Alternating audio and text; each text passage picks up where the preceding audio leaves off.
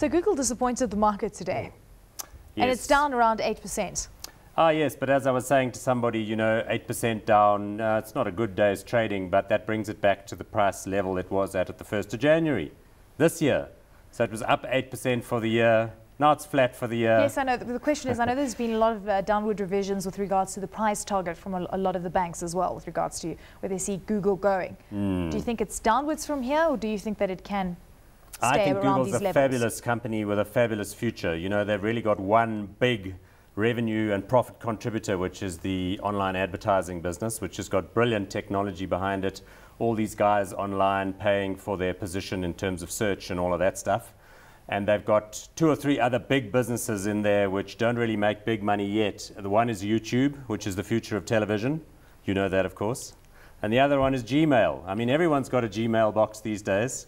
So it's like a no-brainer. Somewhere in amongst all of this stuff, there's going to be another huge business. So why Plus, did earnings disappoint? more capital spending than had been anticipated, basically, is the reason. And by that, they have various quite expensive projects going on, including some high bandwidth kind of experimental stuff, driverless cars and all sorts of other rubbish that they do.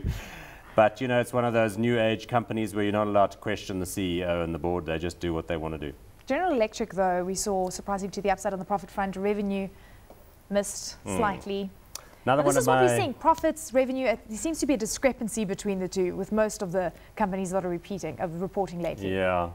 Look, the best is when you beat with the profits, you beat with the top line, and you guide higher for the year ahead. Then you get a 10% increase on the day. That's how it works over there. But, clearly any one of those 3 looking a little bit light can be cause for concern, because there's a lot of momentum money in the US market. So you've got to just live with that. GE, great business, industrial infrastructure, aircraft engines, power stations, all that stuff.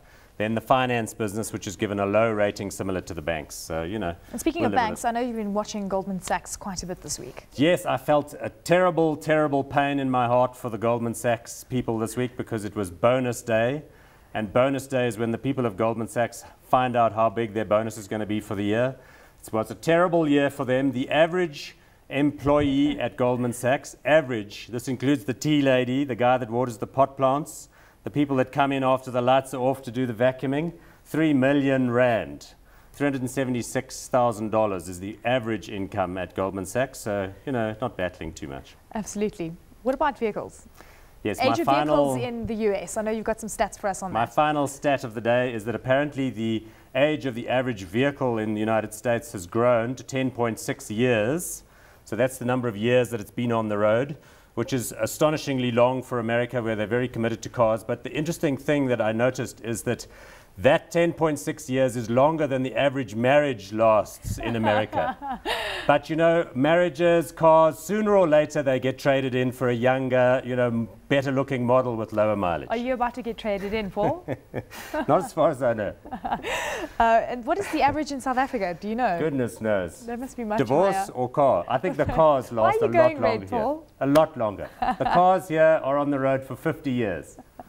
And into next week, anything you're looking out for? Nah, just more of the same good stuff. Markets, I found another drama. bull. Davy Root is also a bull, so... I'm not alone. You're not alone. Must be the market. Hope you have a great weekend. Thank you so much, Paul.